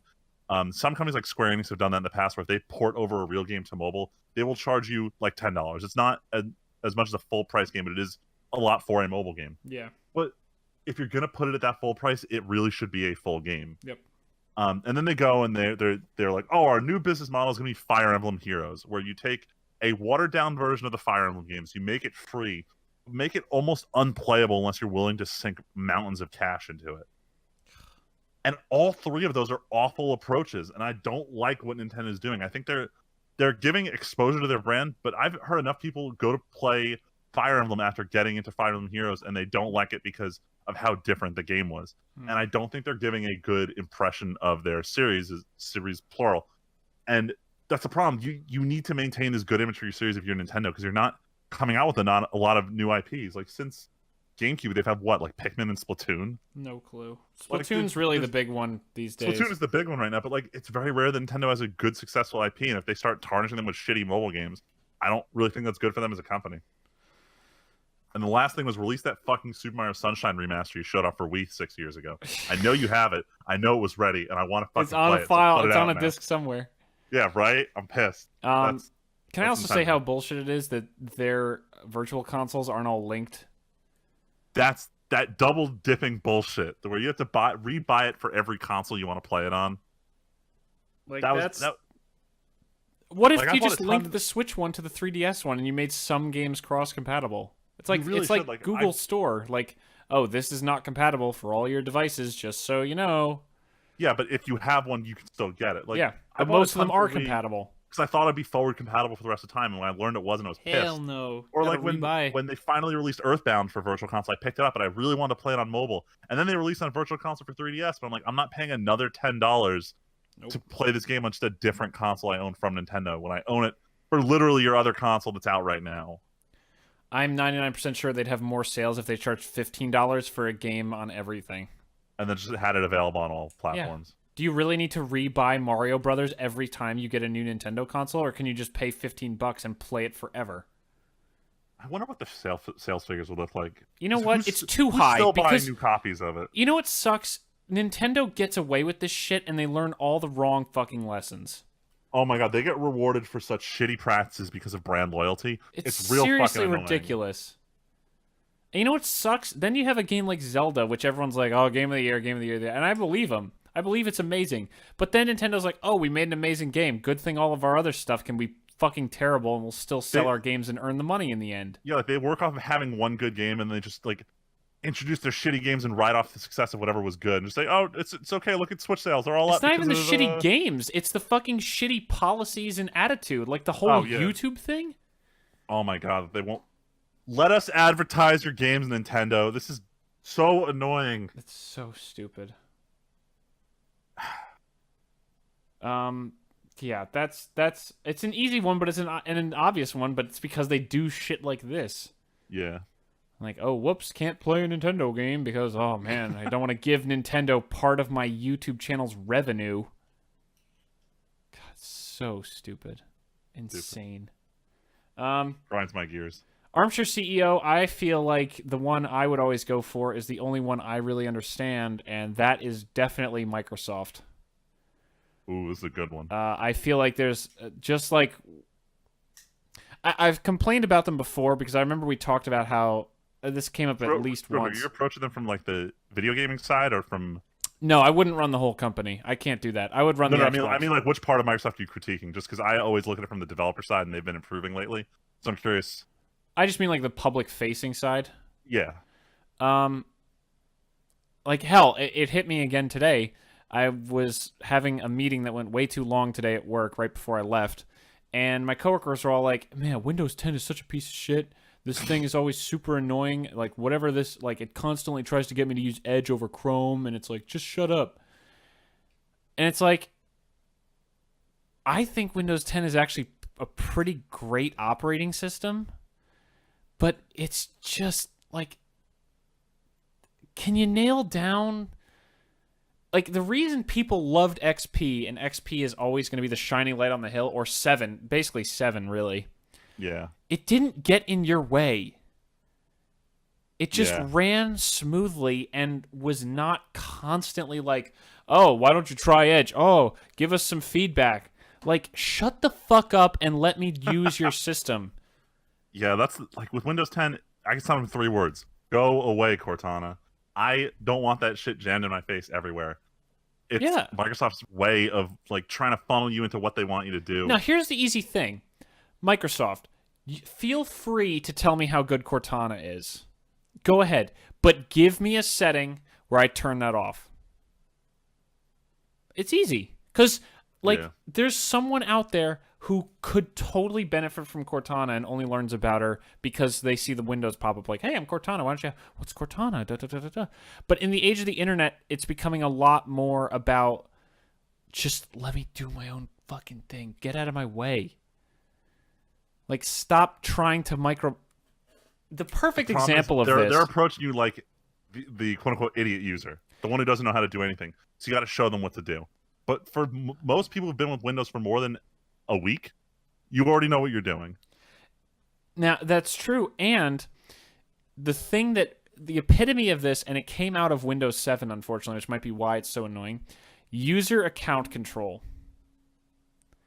That thing is so goddamn annoying. I had to turn that thing off every single time I reinstalled 7 because it's like, oh, we blocked this download of this file you wanted to download because we're not so sure about where it's coming from. It's like, run a virus check, but I don't fucking care. Let me do what I want. Like, I turned that off in a second. Just get out of my way.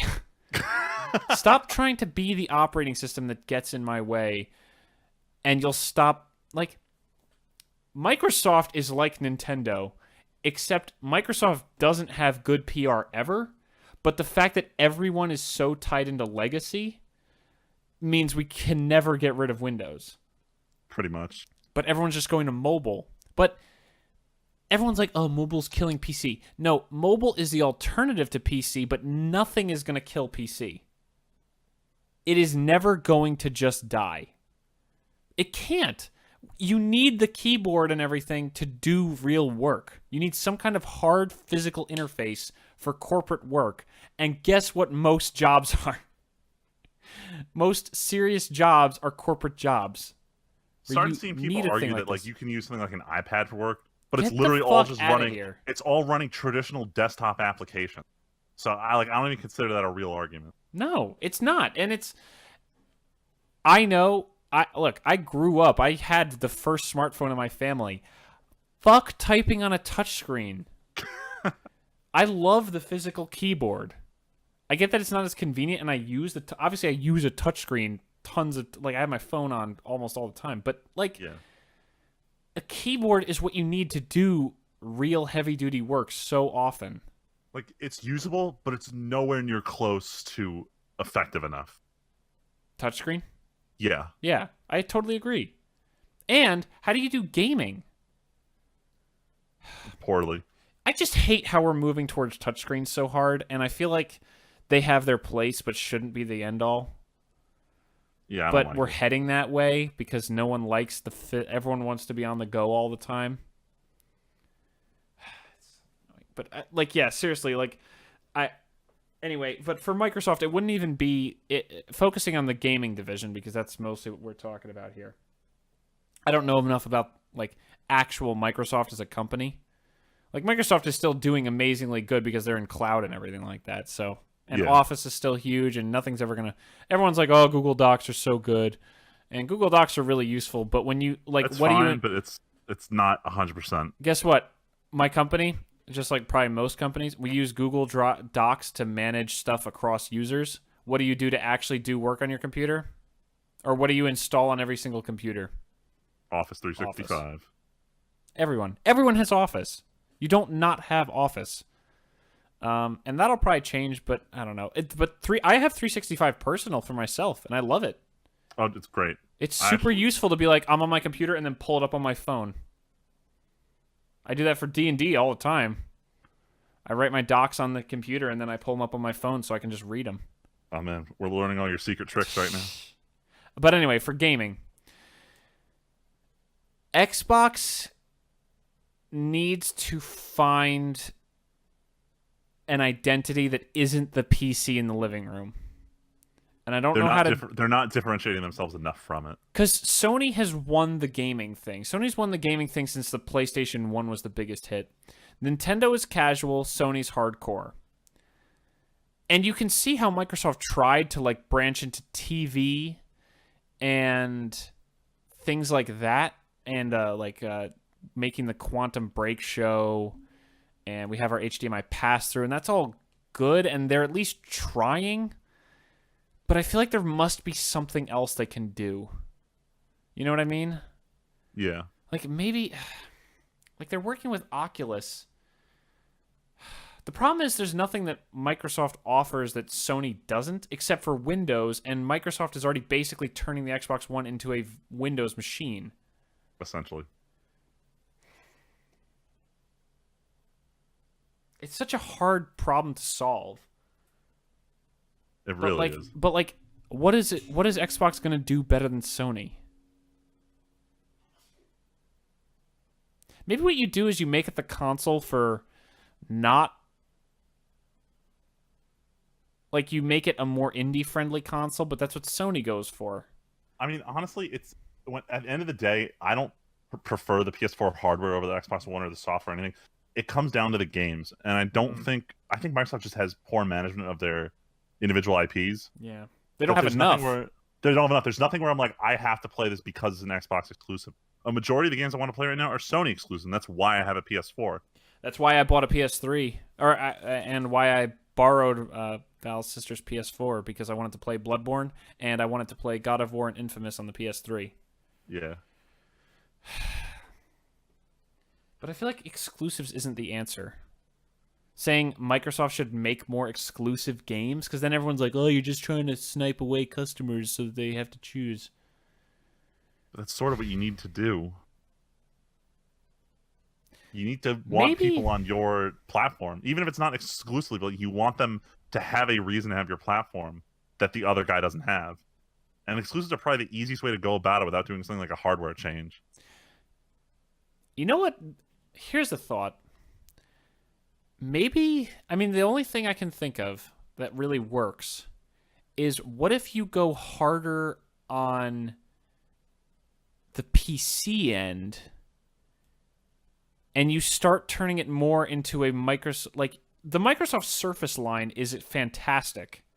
They are the MacBook Pro of the PC world. They're really good. Remember that? Oh my God. Remember that Surface? Remember the Surface Studio? Yeah. My uncle bought that. My rich uncle bought that. commercial. And he's like, this thing is the fucking best. It's so sick. I almost wonder if you need to turn the Xbox into a Surface. Like, what if Microsoft made the TV PC and you almost make it a Steam box? Like you make a Nintendo Switch but with a real PC in it instead of a Nintendo console. No. Where it's this tablet no, that's it's also an actual your box home without a console. screen on it. It's not, because then you're stepping on the Surface line. It's just a Surface. I'm saying keep it as the Xbox, but make it make it the Surface Box. The Xbox is the Surface Box with easy access to gaming and and streaming things, but you can plug in a keyboard and use Office on it. The problem is the name Surface implies like touchscreen at this point. It's not a rebrand. Unofficially, the Xbox is the Surface Box. Yeah. But it's still called the Xbox. Yeah. And you also turn it in. You almost make it a Steam box. Essentially, it's kind like of you basically go to PC. Valve and you're like, look, why not? I would almost say, why doesn't Microsoft try to become the company that console-ifies? Like instead, like almost partner with Valve and be like, look, we'll handle turning every game into a console port. Or like we'll build in like Xbox Live support or something. Like we'll build in Xbox Live support, but more we'll build in, or we'll give resources to games. Like, sorry, I keep jumping all over the place. This is so complicated in my head. Microsoft has their own store on the Xbox right now. What if instead of that, you go to Steam and you say, Steam, we'll have the whole Steam thing on here, but we're going to curate, we want you to have a curated Xbox setting on Steam that shows games that are controller ready. Like, we want the controller ready thing. We'll make the controller ready page on on Steam the default page for the Xbox. And you can install all this stuff, but you have to plug in a keyboard to play it. Yeah. Then you tap into the PC market, but you also still have your console exclusives. You basically bring them onto Steam as console-ready games. Would be good for the exposure to the platform, but I'm concerned Microsoft would never give up that kind of they wouldn't, and Valve capital wouldn't to go Steam for it. or Valve. Yeah. But I feel like that's the only way to stay alive off of things other than just Halo, Gears, and Forza. If honestly, as terrible as it sounds, Forza is probably the best franchise Microsoft has, just because Sony has no racing thing that matches it. Yeah, I don't know what happened to Gran Turismo, but they've been sucking real hard lately. Forza games seem to be consistently good. They are all very good. And Halo's, I don't really give a shit how Halo is. I stopped playing Halo, honestly. 3 was one of my favorite games of all time, and I don't give a shit about 5. 4 I barely finished. And then Gears of War Judgment, I think, was supposed to be pretty good. But I don't care. I don't know. So much as this is subjective. Yeah. I don't know. It's complicated. Microsoft's a hard one. Because they're in a shitty spot where they still have the stigma of the red ring. And even though the Xbox hardware and the controller is still my favorite controller of all time, Sony has never stopped being the hardcore gamer platform. And everyone who's not really a hardcore gamer is kind of just going towards mobile, unfortunately. Or they're going towards like Roku box or Chromecast like I have. Yeah. Like, I don't use my Xbox One for anything other than a Blu-ray player, honestly. That's the only time Val and I turned it on recently was when we wanted to watch Lord of the Rings Blu-ray on the TV. Like, I don't really play games on it or anything like that. I use the controller a ton. Yeah, and I think if I were to use Chromecast, I'd probably use my PS4 way less because I don't need the streaming box stuff. Yeah. Chromecast. Dude, if you need a Chromecast, I have an extra one. I mean, I got my PS4. I'm fine for now. See, but I just love being able to use the phone. Pull it up on the phone, connect, boom, done. Kind of right, but I don't want to admit that purchasing a PS4 was a bad idea. Hey, I don't have that problem because I didn't buy the Xbox One. Anyway, we should probably call it a day here because, like I suspected, this turned into way more than I thought, which is exactly what I hoped for. But we're not going to be able to shape the industry. I had one really good one. I'm not going to go in depth, but I was going to bitch at all these services that don't allow you to do direct downloads of video content unless you're on mobile because they think you can't get their content. Spoiler alert, if you put it out there, the hackers are going to find it. Give me your DRM-free digital download if I'm a paid subscriber, and stop punishing me because you think you're going to fight the pirates, because you're not. Give me my downloads. Unless you're going to do DRM like what was that, De Novo, which is super duper killing it. I have no idea what this is. It's on PC. Doom didn't get cracked for like 6 months. It's basically the end all be all of DRM stuff on PC. It's actually been doing really good. It takes a long ass time to crack, unlike the things that usually get cracked instantly. Or you could go in the GOG direction, and GOG's doing amazing. GOG is fucking great. I love GOG. I just want to download not on mobile. Just let me do it, Netflix. Are you talking about Crunchyroll? No, well, Crunchyroll doesn't support it yet, but they said they're going to, but only for mobile. And everyone that does support direct download, it's only for mobile, and I don't like that. I understand mobile's the one that's most likely to not have an internet connection. I guess the idea is you don't need a constant connection, and with cell data, they want you to be able to get around it. But it's like, why would you need to download on PC? You have an internet connection. The internet's shitty, and I don't want to stream at 240p. I'd rather just download it in advance and watch it. Yeah, no, that's fair. Anyway, let's get to our weeks because we gotta call it. So, weeks for both of us is easy. In 48 hours, you and Leslie are almost gonna be here, if not be here already. Hell yeah. And we're gonna be getting ready for pre-release Ixalan. Oh my god, I'm busy. So Jewish holidays are now. We got pre-release all weekend. I get back and Guild Wars 2's out, but I'm probably not gonna have any time to play it before we come back in for the podcast. So we'll probably just have some pre-release stories for everyone. But yeah, it's gonna be a lot of fun. We're doing pre-release Friday night at midnight. Stay up until about 2, depending on how good me and Freeman do. Spoilers, probably not well. I think I told you, Val only did 1 round, and I did 2 rounds at pre-release hour, and I actually won a round. That's why I won a pack, because I won a round. Oh, nice. Against this guy who drew like crap, and then I got demolished by fucking Torment of Scarabs. I hate that card. Yeah. Hans Tarkir pre-release taught me how powerful prowess is in Limited. Oh, Jesus. I learned the hard way. I severely underestimated and got like wrecked by it twice. Anyway, but that's what we're doing. I just started, actually, the first video. So if you're watching the video of this, it's already out. If you're listening to the audio of it, and I actually edit it tonight, which I should, even though I don't feel like it. Shadow Warrior 2 LP I started recording.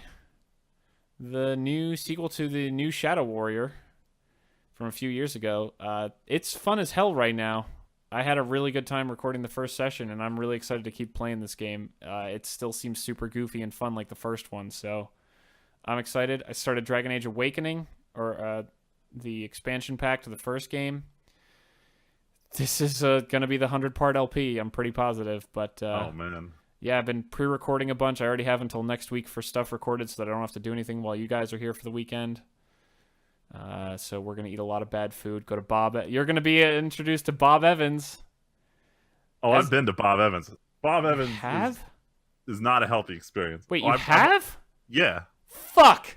We were all so sure you hadn't been yet, so we were like, they have them all along the south. So when I used to go to Florida during the summer, we'd stop at one. It is. Well, Leslie's going to make us go anyway, which is fine. I mean, I'm not disappointed. It's not.